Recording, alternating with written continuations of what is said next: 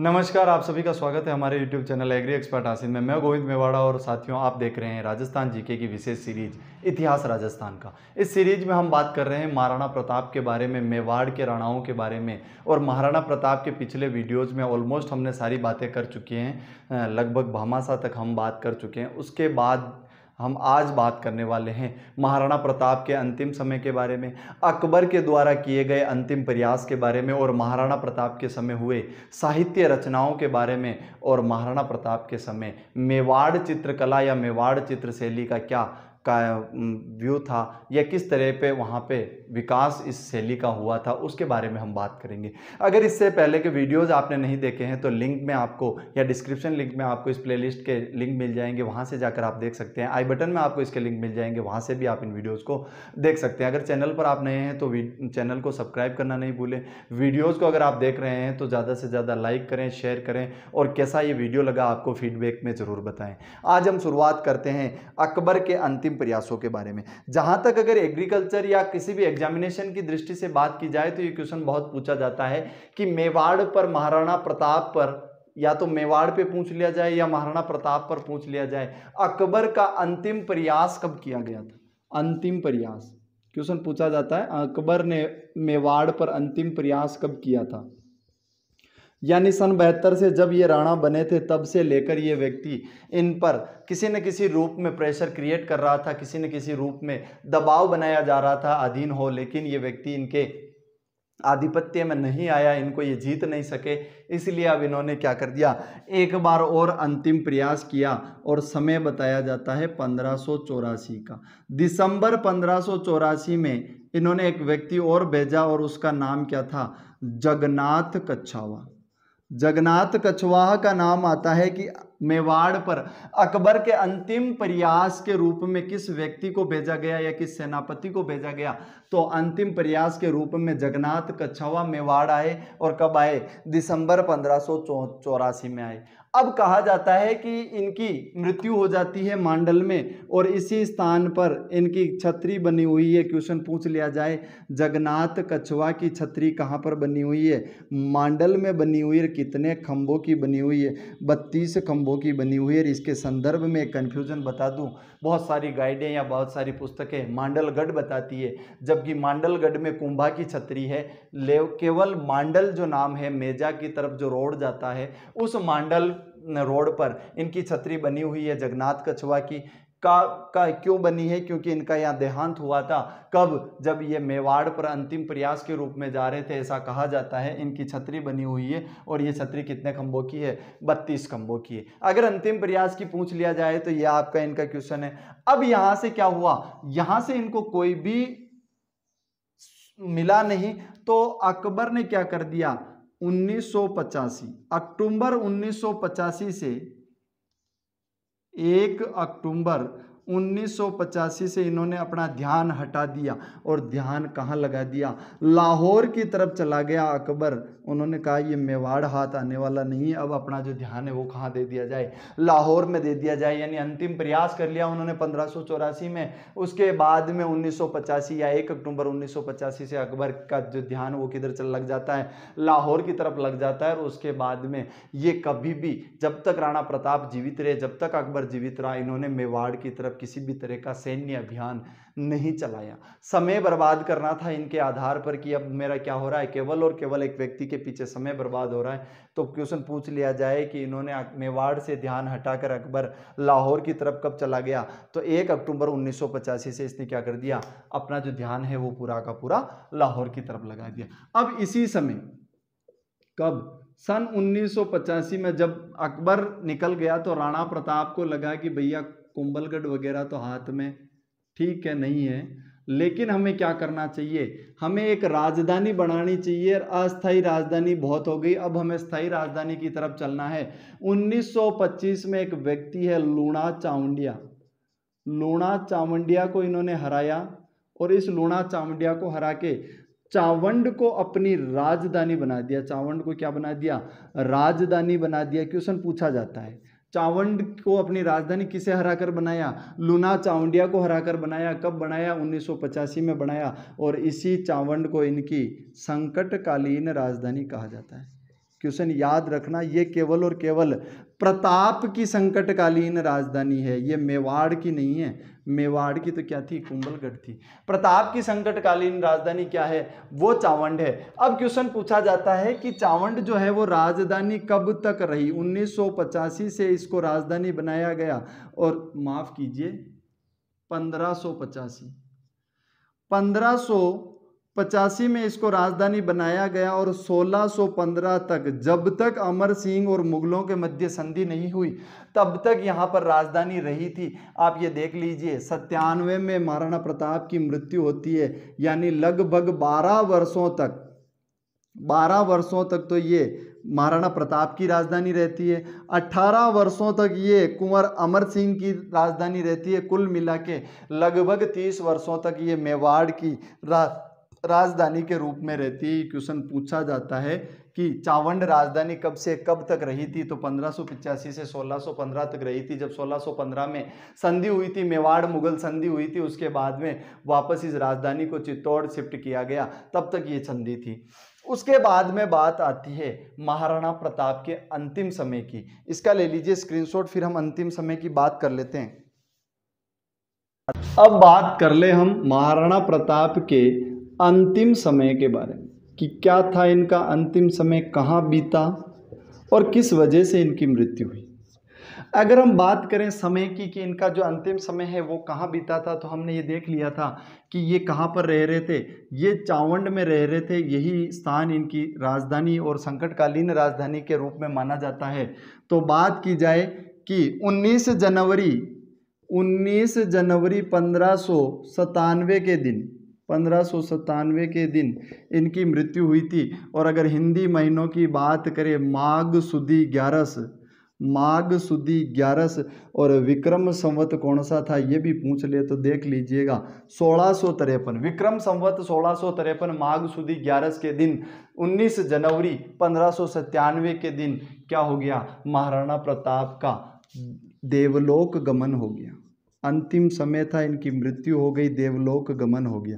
अब इनके मृत्यु के पीछे कारण पूछे जाते हैं कि कारण क्या था, तो बहुत सारे इतिहासकार बताते हैं कि शेर का शिकार करने गए थे, और उस शेर के शिकार के समय धनुष पर चढ़ा रहे थे प्रत्यंचा, और उस धनुष प्रत्यंचा से क्या हो गया, चोट लगी थी, इनकी मांसपेशियां टूट गई थी। मांसपेशियों में चोट की वजह से इनकी मृत्यु हुई थी। ये इतिहासकार बताते हैं। कब हुई थी, 1597 में हुई थी। इनके संदर्भ में ये क्वेश्चन पूछा जाता है कि इनका अंतिम संस्कार कहाँ। अंतिम संस्कार की अगर हम बात करें तो अंतिम संस्कार जो है इनका, वो अंतिम संस्कार क्वेश्चन पूछा जाता है महाराणा प्रताप का अंतिम संस्कार कहाँ हुआ था।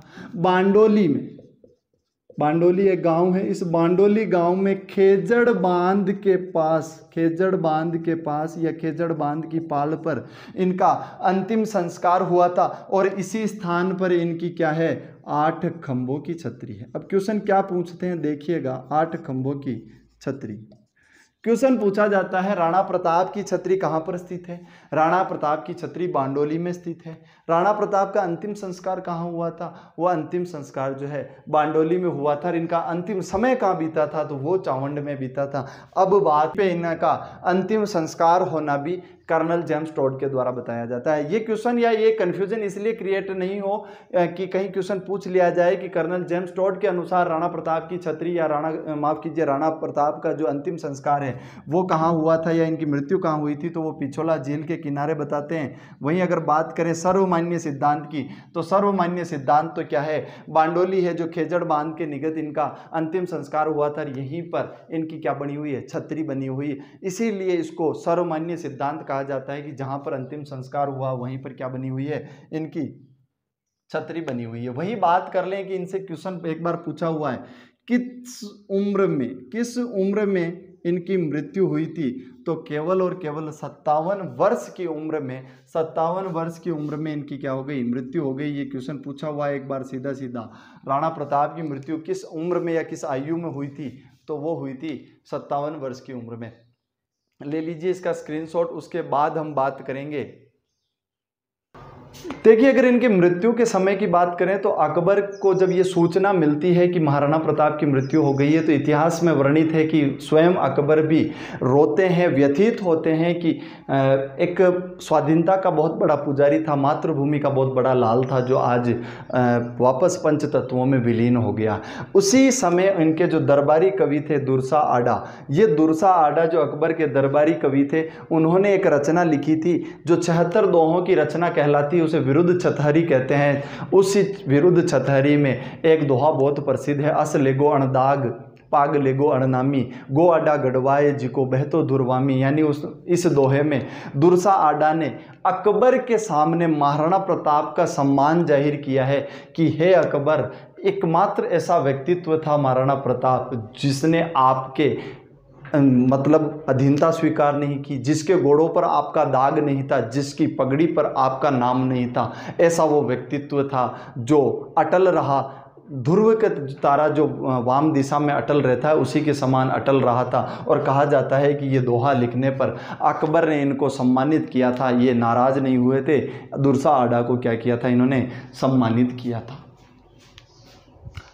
आप ले लीजिए इसका स्क्रीनशॉट, उसके बाद हम बात करेंगे इनके समय पे होने वाले इतिहास या साहित्य की रचनाओं के बारे में। हम बात कर रहे थे महाराणा प्रताप के द्वारा किए गए निर्माण कार्यों और साहित्यों के बारे में। अगर हम इनसे पहले निर्माण की बात कर लें तो निर्माण के जो दो उल्लेख हैं जहां से क्वेश्चन पूछे जाते हैं या पूछे गए हैं, तो दो मुख्य मंदिरों के प्रमाण मिलते हैं। पहले मंदिर का जो नाम है वो चामुंडा माता के मंदिर का जो निर्माण है वो राणा प्रताप ने करवाया था। कौन सा मंदिर? चामुंडा माता का मंदिर। और ये चामुंडा माता का मंदिर कहाँ पर है पूछ लिया जाए तो ये चावंड में इन्होंने जब राजधानी बनाई थी तब अपने वहाँ पर चामुंडा माता का मंदिर बनाया था। ये किस स्थान पर है? तो चावंड में। उसके बाद में एक मंदिर के और प्रमाण मिलते हैं, हरिहर मंदिर। और ये हरिहर मंदिर कहाँ पर स्थित है? हरिहर मंदिर बदराना उदयपुर में स्थित है। ये दो मंदिरों के निर्माण इनके द्वारा करवाना बताया जाता है, यहाँ से क्वेश्चन पूछा जाता है। ये क्वेश्चन बहुत बार पूछा हुआ है। उसके बाद अगर हम बात करें इनके साहित्य के बारे में कि इनके समय पे कौन कौन से साहित्यकार इनके दरबार में थे, तो आज हम बात करेंगे अब इनके साहित्य समय के बारे में कि इनके समय में साहित्य की क्या स्थिति थी। अगर हम इनके समय के साहित्यकारों की बात करें तो पहले जो इनके दरबार में थे वो रामा साधु और माला साधु, ये दो जो व्यक्ति थे वो इनके दरबार की शोभा बढ़ाते थे, रामा साधु व माला साधु। अब ये कौन थे या क्वेश्चन पूछ लिया जाए कि ये क्या थे, तो ये चारण जाति के संगीतज्ञ और चारण जाति के थे। और क्या थे? ये संगीतज्ञ थे मुख्यतः और लेखक थे। संगीतज्ञ एवं लेखक या कवि कह सकते हैं। इतिहास इन्होंने लिखा है और इनके समय का एक ग्रंथ जो राणा प्रताप की विजय का वर्णन कराता है, राणा प्रताप रा झूलना।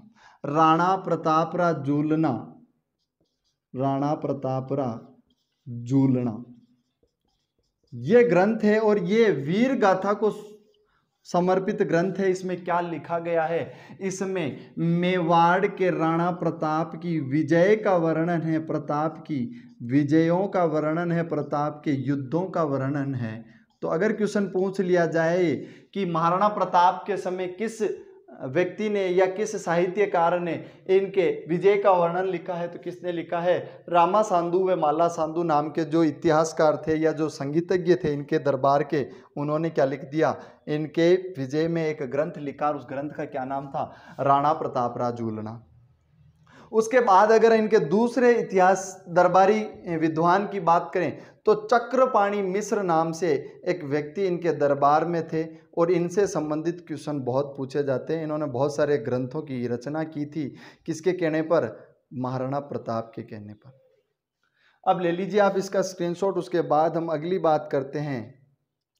साहित्य में पहले साहित्यकार हमने पढ़ लिए रामा साधु व माला साधु हुए थे। उसके बाद अगर हम दूसरे इतिहासकार की बात करें तो कौन थे? इनके चक्रपाणी मिश्र थे। और यहाँ से संबंध में या इनके संबंध में बहुत सारे क्वेश्चन पूछे जाते हैं कि चक्रपाणी मिश्र किसके दरबार में दरबारी थे या विद्वान थे? तो राणा प्रताप के दरबार में, या राणा प्रताप के ये क्या थे? दरबारी विद्वान थे। अब अगर बात करें इनके समय की या इन्होंने क्या किया था, तो इन्होंने बहुत सारे ग्रंथों की रचना की थी। इनके ग्रंथों की बात करें तो मुहूर्तमाला, व्यवहार आदर्श, व्यवहार आदर्श, राज्याभिषेक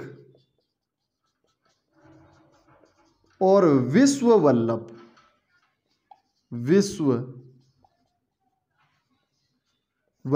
ये मुख्य इन्होंने ग्रंथ लिखे थे। और यहां से क्वेश्चन पूछा जाता है, चक्रपाणि मिश्र द्वारा रचित ग्रंथ विश्व वल्लभ कितने अध्याय में लिखा हुआ है। मैंने आपको बता दिया था, जब से आरपीएससी और आरएसएमएसएसबी एग्जाम लेने लगे हैं, आपके क्वेश्चन पूछने का जो मेथड है वो डीप जाने लगा है। अब आपसे क्वेश्चन क्या पूछ लिया, आपका जो विश्व वल्लभ है वो कितने ग्रंथों में या कितने अध्याय में लिखा गया है। 9 अध्याय में लिखा गया है, यानी इसके जो खंड है, इसके जो लेसन्स है वो कितने हैं, 9 अध्याय हैं। और पूछ लिया जाए डीप, विश्व वल्लभ किससे संबंधित है, तो भैया इसमें ना तो इतिहास लिखा गया था, ना किसी युद्ध का वर्णन ना था, ना किसी वंश की यशोगाथा थी। ये ऐसा ग्रंथ था जो किसके लिए था, कृषि से संबंधित ग्रंथ था। ये किससे संबंधित ग्रंथ था, कृषि से संबंधित ग्रंथ था। और बात कर ले कृषि से संबंधित ग्रंथ में भी क्या मिट्टी परीक्षण का क्या औचित्य है, मिट्टी परीक्षण किस तरह किया जाता है, मृदा कैसी होनी चाहिए,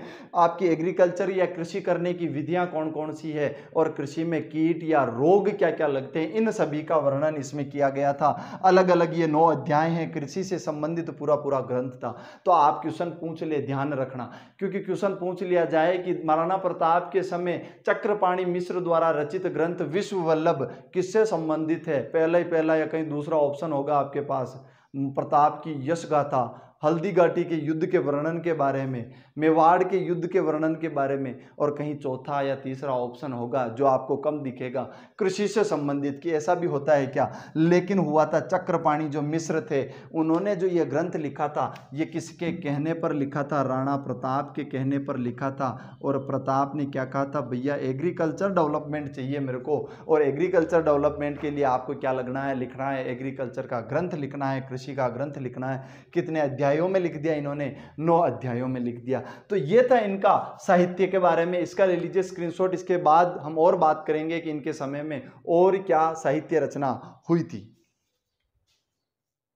अगर हम बात करें कि और क्या साहित्य रचनाएं थी, 2 तो हो गई, तीसरी बात करें अगर हमने, तो इनके लिए दुर्सा आडा ने इनके सम्मान में बहुत सारे दोहे लिखे थे। 76 दोहों का समूह था, 76 दोहों का समूह लिखा था, और उस समूह को नाम दिया जाता है विरुद्ध छतहरी। विरुद्ध यानी उपाधि, ये किसके लिए लिखी थी, राणा प्रताप के लिए लिखी थी। राणा प्रताप को उपाधियां देते हुए उन्होंने 76 दोहों का समूह लिखा, इसीलिए इन 76 से इसका नाम छतहरी और विरुद्ध छतहरी नाम से इसको जाना जाता है। अब उसके बाद बात करते हैं, एक व्यक्ति हुए जैन मुनि रतन।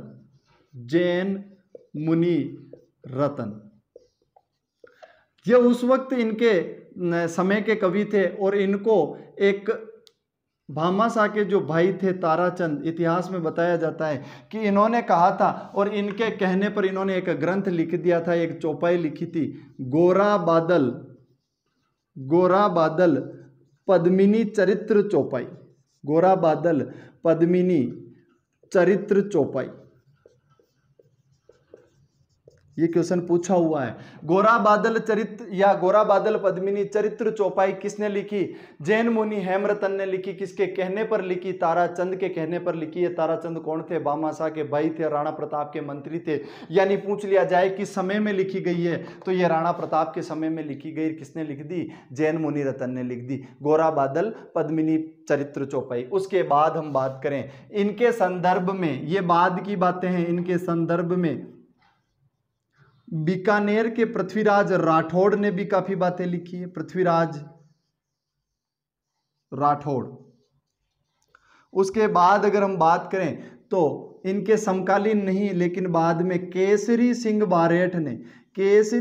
बारहेट ने प्रताप चरित्र लिखा है। केसरी सिंह बारहेट ने क्या लिख दिया, प्रताप चरित्र लिख दिया, ये बाद की बात है।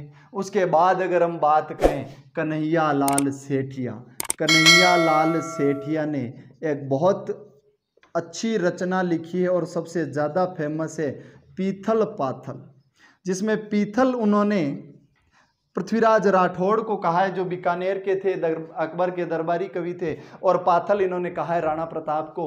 और आप सभी जानते हैं इस रचना की जो लाइनें, हरेगा सिरी रोटी जदबन बिनावड़ो ले भाग्यो, नानो सो अमर्यो चीक पड़ियो, राणा रो सोयो मन जाग्यो। ये जो पूरी की पूरी रचना है, ये रचना किसने लिख दी थी? कन्हैया लाल सेठिया ने लिखी। किस नाम से लिखी? वो पीथल पाथल के नाम से लिखी थी। कभी अगर मौका मिला तो इसके जो संदर्भ में ये रचना है उस पूरी की वापस चर्चा करेंगे, लेकिन इस वीडियो में हम इतना नहीं, क्योंकि एग्जाम की दृष्टि से हमें बात करनी है। तो अगर हम साहित्य की बात करें तो हमने बात कर ली थी रामा साधु व माला साधु ने राणा प्रताप के जुलना लिखा था। उसके बाद चक्रपाणी मिश्र ने बहुत सारे ग्रंथ लिखे थे, जिसमें व्यवहार आदर्श हो गया, आपका राज्याभिषेक हो गया, विश्व वल्लभ हो गया। और विश्व वल्लभ को उन्होंने कृषि के रिलेटेड लिखा था, 9 अध्याय में लिखा था। उसके बाद बात करें दुर्सा आडा ने विरुद्ध छतरी लिखी थी, जो 76 दोहों का समूह था। उसके बाद जैन मुनि रतन ने ताराचंद के कहने पर गोरा बादल पद्मिनी चरित्र लिखा था। उसके बाद हम बात करें केसरी सिंह बारठ, जो क्रांतिकारी और कवि भी थे, उन्होंने आपके प्रताप चरित्र लिखा था। पृथ्वीराज राठौड़ ने भी इनके लिए बहुत सारी चीज़ें या बहुत सारे सम्मान में लिखी थी। उसके बाद बात करें कन्हैया लाल सेठिया ने पीथल पाथल रचना लिखी थी। तो आप ले लीजिए इसका स्क्रीनशॉट। इसके बाद हम बात करेंगे इनके समय पे मेवाड़ चित्रकला का क्या समय रहा था उसके बारे में। अब बात करेंगे हम मेवाड़ चित्रकला के बारे में। और मेवाड़ चित्रकला की शुरुआत या गोल्डन टाइम कहा जाए तो वो चावंड का समय कहा जाता है। पूछ लिया जाए कि मेवाड़ चित्रशैली कहाँ से प्रारंभ हुई थी?